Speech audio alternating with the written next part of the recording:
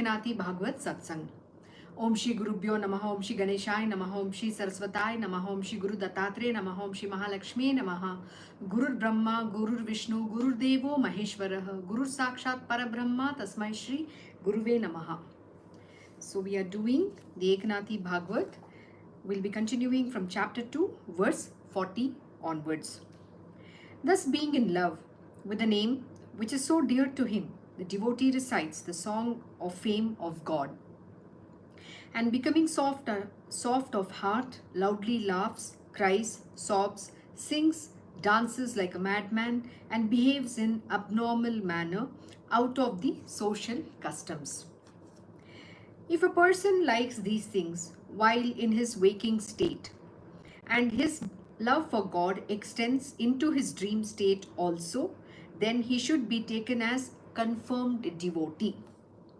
Now, as his determination about surrendering to God becomes more and more firm, his heart becomes very soft, and he has great love for the life and adventures of the incarnated God.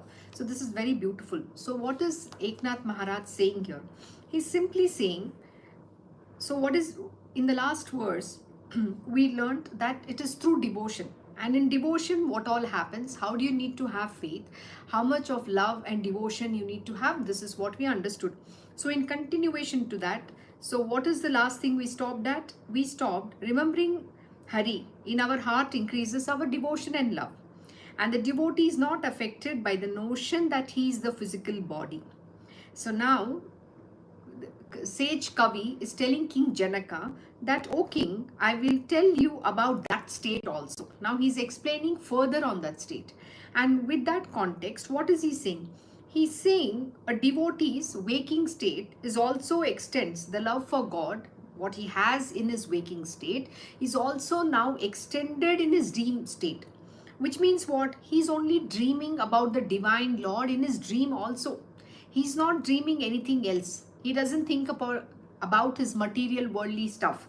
So he's only lost in the devotion to Lord Krishna. Then, now as his determination about surrendering to God becomes more and more firm, then what happens? So as your faith grows and then you completely surrender. So the surrender is 100%. It is not 99.99% again. So the surrendering to God becomes more and more firm. Then what happens? His heart becomes very soft and he has great love for life and adventures of the incarnated God, which means he's always talking about Krishna Bhagwan. He loves what he's done on when he has incarnated, what has happened. He's always constantly remembering about that, and he's discussing, he's singing his glories, he's singing his songs, he's singing his prayers.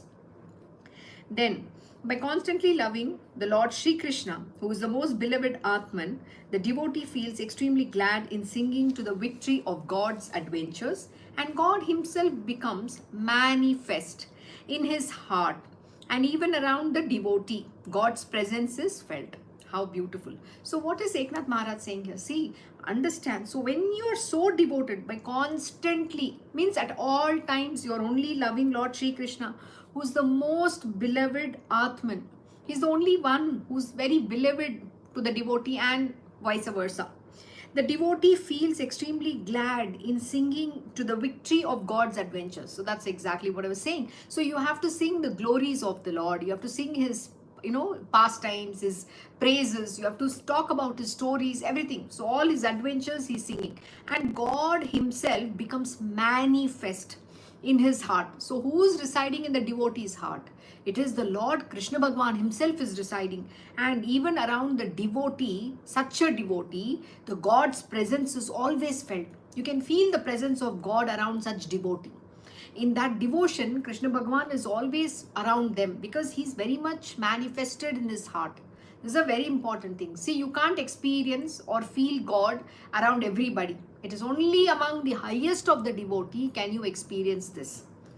Then, for example, there is a calamity and there is estrangement between the mother and child, and both are lost to each other. And suppose after a long time, suddenly they meet each other, that son will cry out of joy, embrace his mother, and will start sobbing.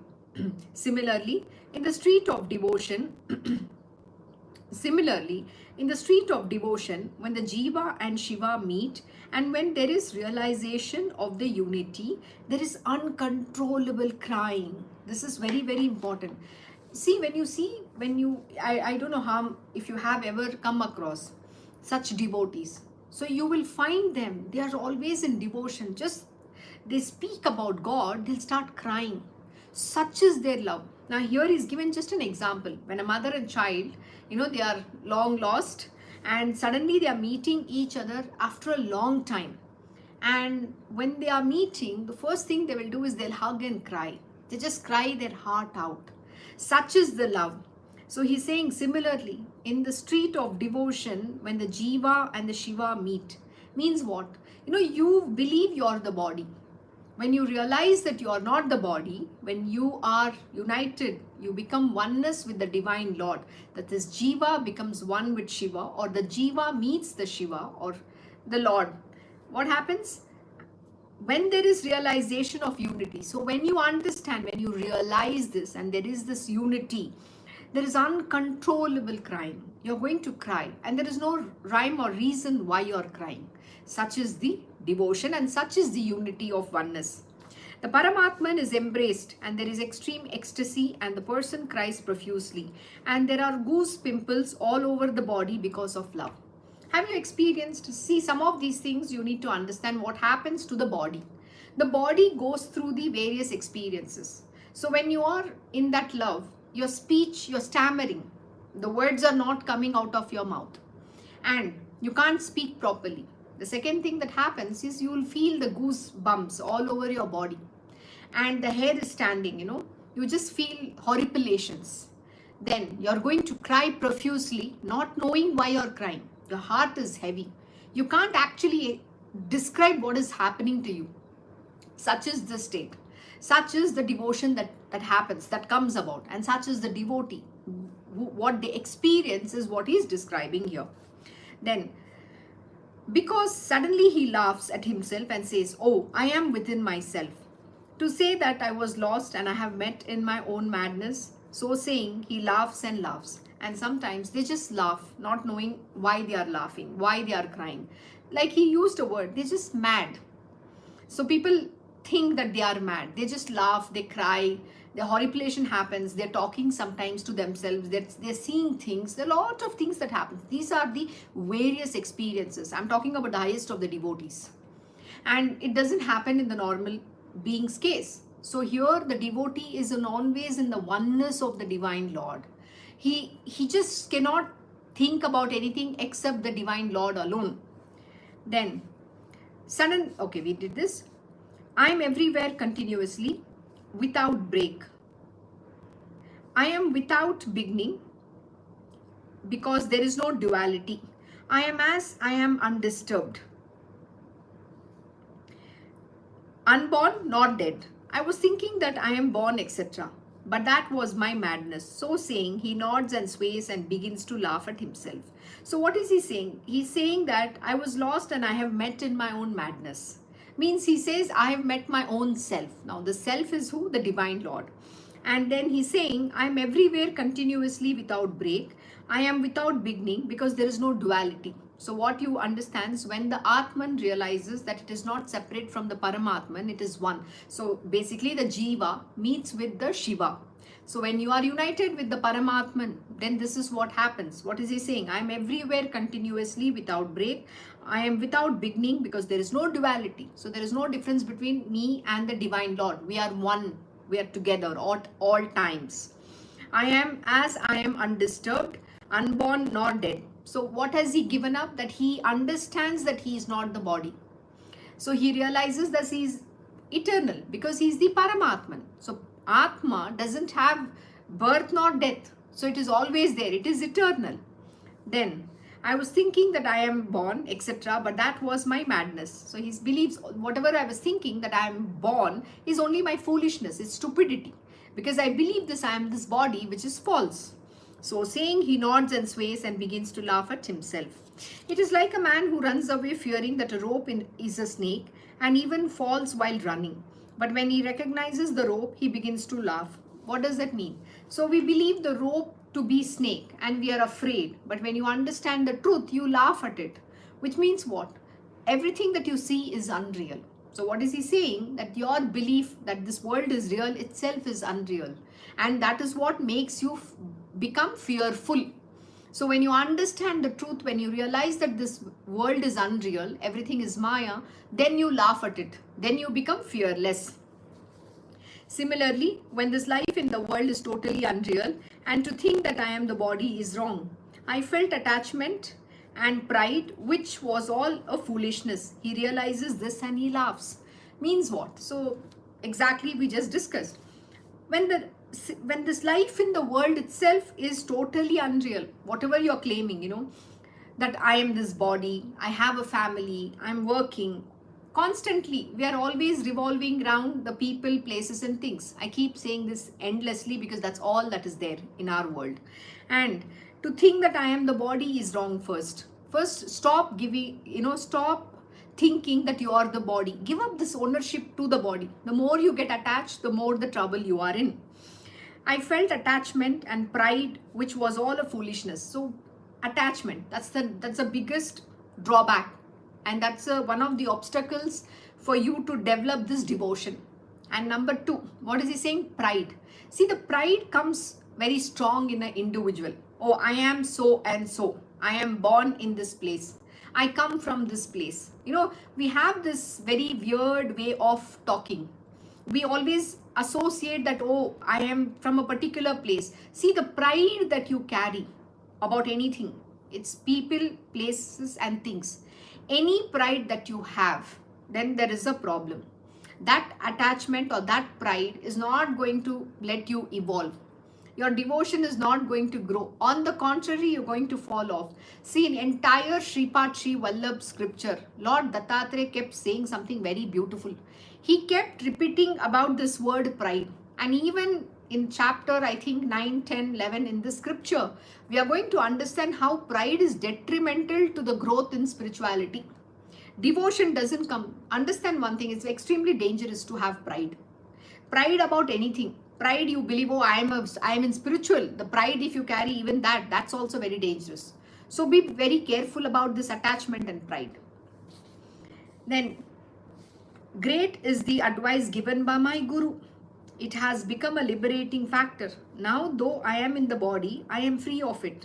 He shouts joyously, having this experience. Now, who's the one who's going to redeem you from this knowledge, from this understanding that you are the body? It is your Guru who gives you this knowledge. He imparts you with all the teachings and he makes you realize that you are not the body. So he is very joyous. What he's saying, great is the advice given by my Guru. It has become a liberating factor. Now, though I am in the body, I am free of it. He shouts joyously, having this experience, which is God realization. And who's the God? Your Guru.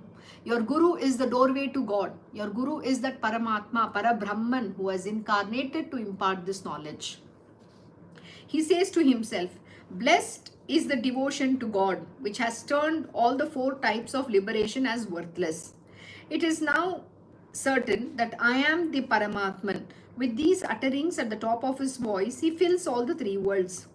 So, very interestingly, he mentions what he says. He says to himself, blessed is the devotion to God, which has turned all the 4 types of liberation as worthless. See, those who are the devotees of the Lord will not go after liberation because they want to be in love and devotion with the Divine Lord. They don't want liberation. Liberation means what? You are going towards nothingness. So, example, to this morning, my Krishna Guruji was giving this knowledge. He was telling there are different stages of self-realization or liberation. And what does he say? Here they are talking about 4 types. There are various types. And he was giving an example of how in Buddhism, there are 18 levels to attain Buddhahood. Which means you have to cross all the 18 levels. And that enlightenment comes in different stages. And that is in Buddhism, people follow that. Now here also he's talking about there are 4 types of liberation, which is also worthless. Because the highest way of attaining the Divine Lord is only through bhakti, and that is love and devotion alone. So it is now certain that I am that Paramatman. With these utterings at the top of his voice, he fills all the three worlds. Blessed is the name of God. That name has made me desireless. The concept of earthly life has turned out to be totally free. He shouts like this again and again. Again, this is very beautiful. So what is he saying? It's only with the name of the divine Lord, when you keep chanting the name of the divine Lord, that the purification of your heart and mind happens. And most importantly, what happens in the devotees, they become desireless. So what comes in? Desirelessness. This is a very important thing. Even this morning, my Guruji was emphasizing how due to desires, how due to this mental impressions or the doubt and to the dullness, one cannot even listen to the knowledge that is being imparted. Because the desire is the root cause of all your miseries. Even any desire, see, the desire of even getting liberated is still a desire. You should not even have the desire. Your job is to do your job, which means what? You have to listen to the satsang, you have to do your sadhana, you have to study the scriptures, you have to contemplate on it, you have to do whatever is being prescribed to you by your guru.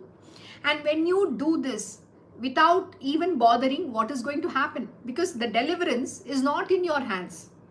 And most important, it is the sadhana that you have to do. The effort that you put in, that is how you will evolve. See, because till you don't give up the desires, nothing is going to work in your life. The knowledge is never going to open up. 17 years in spiritual world and still learning under my Gurudev, my Krishna Guruji, and many a time I keep telling him, oh my God, I'm understanding what you're telling now. I didn't understand then. Why does that happen? The understanding doesn't come in because of the mental apprehensions also. The mental impressions. And the doubt is there, which is the misapprehension he was talking about, is because we are doubting the Guru. The faith doesn't exist. The faith is very, very important. It is not like, you say, oh yes, I have 50% faith, but 50% I don't have faith. Or you can say, I have 99.99% faith, but 1% I still doubt. It doesn't work like that. Either you have 100% faith or you don't have any faith at all. So the faith, the faith that you need to have in your Guru needs to be 100%, absolute faith. And that's the first criteria to evolve on the spiritual path, not otherwise. See, because no matter how much you listen, the understanding doesn't come. It doesn't go inside. The words are not entering you. The real meaning is not going within you because you're doubting.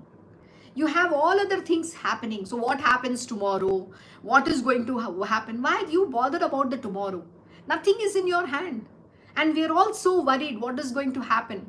See, many a time, the Guru is always going to give you weird kind of instruction. That is what he was telling even this morning. And people get scared. So what has come in? Fear. The moment that fear comes in, your faith has gone out of the window. So nothing is going to work in your world. And then what happens? Your destiny works. Why? The moment he says he tells you something and it is contrary to your belief system, or you are thinking, how am I going to do this? The question mark of how am I going to do this itself destroys that faith, which means then you don't have faith in the words of your Guru. See, understand, the moment he gives you an instruction, his universe is going to give you that strength and it's going to work in favor of you. But what did my Guruji say? He said something very powerful today. The Guru and the God are going to give continuous tests to see how much faith you have in him and in the scriptures. Because see, according to the world, people have faith only when they see magic, when they get their desires fulfilled. Then that is not called faith at all. Faith is when you are being tested. And at that moment in time, do you stand up to your God and Guru or not? That is the faith that is being tested. How much faith do you have? No matter what the obstacle is. See, understand, that is just unreal. That test itself is a Maya. That is unreal. The moment you show your faith, it will disappear from your life. But if you do not show the faith, that becomes into, the destiny comes to play. And then that thing becomes real for you.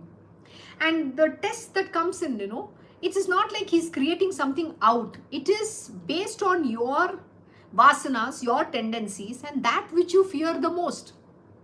That is what the test comes on.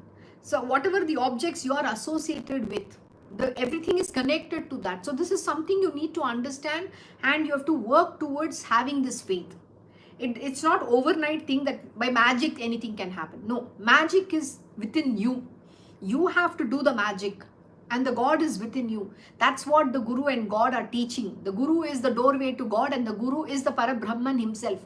When the God himself is giving you this instruction, why is that you are questioning? So that shows the level of your faith. And this is one thing which will be tested till the last breath that you hold in this body. And that's how it works. Next. He says loudly, oh, there is nothing else in the universe. Whatever I see, I am myself. I am alone that I am. He shouts like this again and again. He shouts, the most difficult bondage of the samsara has become false. And he shouts in praise of his Sadguru. Why is he shouting in praise of his Sadguru? Because the Guru is the doorway to God. Without Guru, God realization cannot happen. The Guru is the one who's imparting this knowledge. He is continuously teaching without getting tired. He doesn't say, the beauty of this, the real master is this. They do not care about where you start, no matter where you come from. They are not looking at caste, creed, whether you are rich, poor, it doesn't matter. What do they care about is, are you interested in being in spiritual? So when you have come to the Guru puts in all the effort to give you that knowledge. And understand, he imparts the knowledge in the same way, whether your intellect might be very sharp, or you might be a dull in your intellect. It doesn't matter. But the knowledge that he imparts is the same to everybody. It is individual. Whatever the vasanas, whatever the tendencies, all that you have is something that you have to overcome and evolve. But the Guru's job, he does it to the best of his abilities, highest. Because why? He's Lord Almighty. And understand one beautiful thing. Ramakrishna Paramahamsa Ji has said a very beautiful story, which I keep repeating.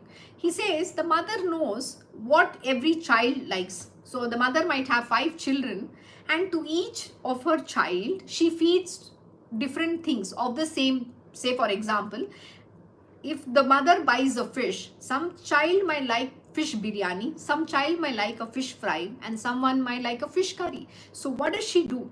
She gives them that dish which the child will eat. Similarly is the Guru.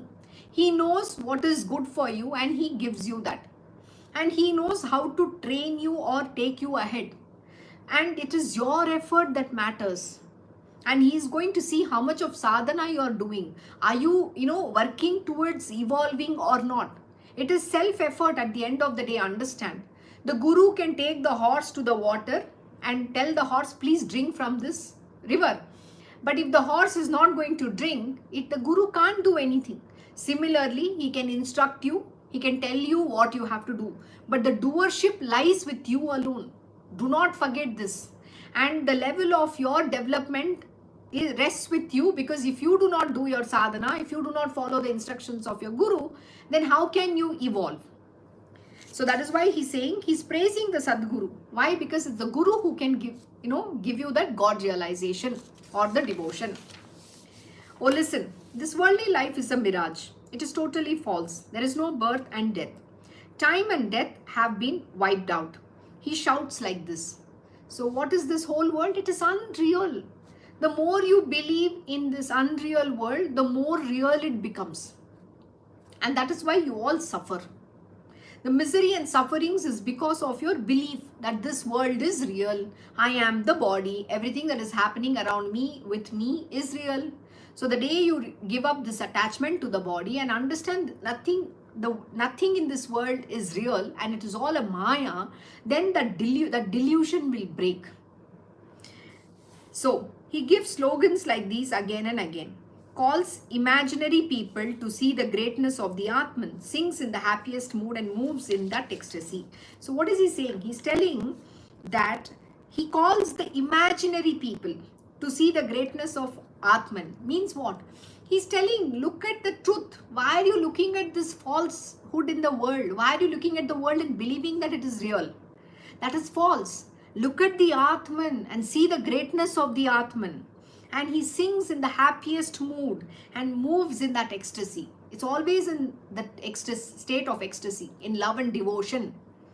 A lady is telling the sweet experiences she has in her married life, and she never feels that she has talked enough. Similarly, when he starts to sing in the happy experience of God, he does not feel it enough.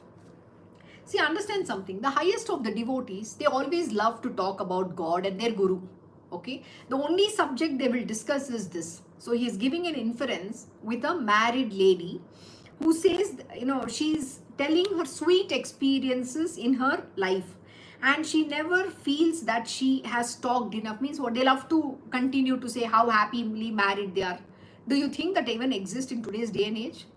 And the one topic which everybody will discuss is how unhappy they are in their married life. What kind of a miserable life they are living, and yet they like to live in that misery. But you know what? The one happy talk that you can do is about God. The love and devotion to God, the Guru, and all that thing. That's how the devotees are. They can't stop talking enough about their Guru and God. That's the only subject they would like to discuss. When a listener who is having knowledge of these things hears this, he also becomes happy, and the seeker is full of emotion. And when he hears his song, this devotee is so full of self-joy that he cannot contain the elation, and he dances in the overwhelming emotion. So what does he say? When one devotee is discussing to another seeker, they also get overwhelmed.